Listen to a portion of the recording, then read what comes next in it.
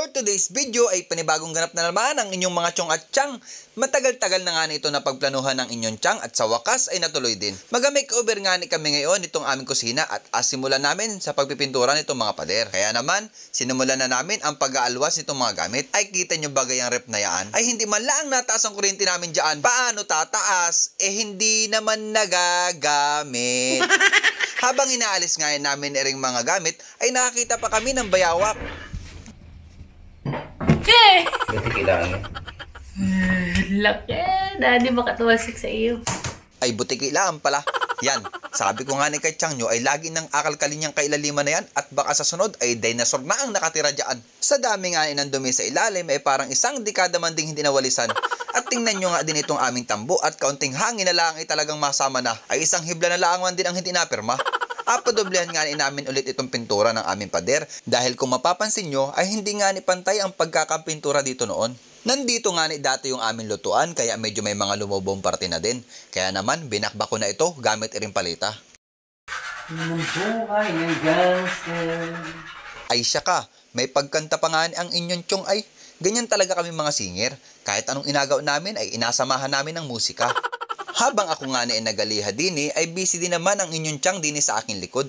Nalipat niya nga sa kabilang dulo na rin lababo itong aming mga pingganan dahil baka nga mapatakan ito ng mga pintura mamaya pag ako nagsimula na.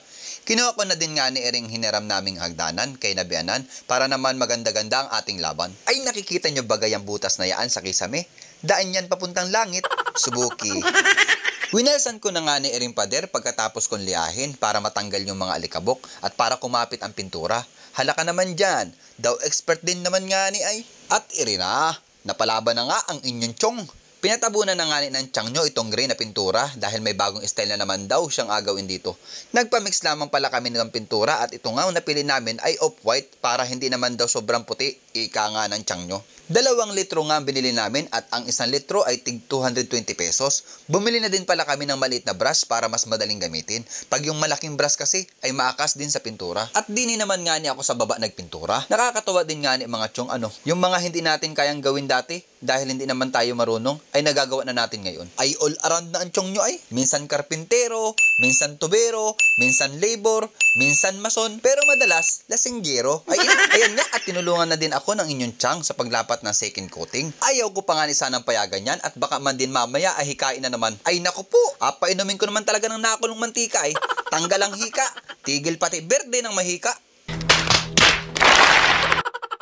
At dahil busy nga ay hindi na namin namalayan ng oras kaya hindi na din kami nakapaghanda ng tanghalian. May ginalang at may tuyo ako din at mabilis-bilis lutuin. Kay tiyang nyo naman ay okay na ang itlog at century tuna. Halaka, no rice yan. Pagkayaring nga namin kumain ay nagpintura na ulit ang tiyong nyo para kakumayari na agad at madami pang order ang agawin ng inyong tiyang. At syempre hindi din mawawala dyan ang merienda.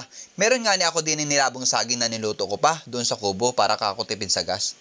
At syempre, habang kami nakain, ay wash out muna ulit sa ating mga tiyong at tiyang. Unahin ko na ang aking kaibigan na si Ronel Ibuna at Ate Rona Condes Granel na parehong nasa Kupang Antipolo. Wash out din sa aking kapitbahay na si Andrew Zamora, aka Popop, ang driver, sweet lover ng Papandayan. At idamay-damay ko na din si Mary Ann Backing ng Commissioner Pinamalayan. Salamat sa inyo mga tiyong at tiyang. At kung kayo naman ay naghahanap ng masarap na pangmeryenda, ay wag na tayong lumayo pa. I-try nyo na ang burger nga ay narin nila ang mandi sa Papandayan.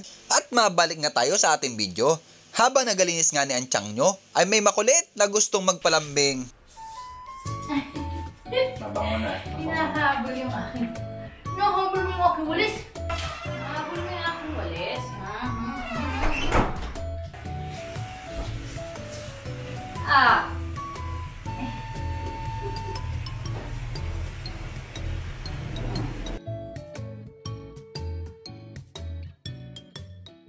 Ay abaw, anong sweet naman ng aming Arya na yan. Gusto lang palang magparga sa kanyang mama. Aww. At syempre, rin na ang kinalabasan ng ating pinagpaguran. Ay daw man ding bago-bago ulit. Hindi na nga namin binalik yung mga gamit dyan dahil adiretso makeover na nga yan ang inyong tiyang. Naku po, katakot-takot na kapaguran na naman ang nakaabang sa inyong tiyong. Doon may tulog.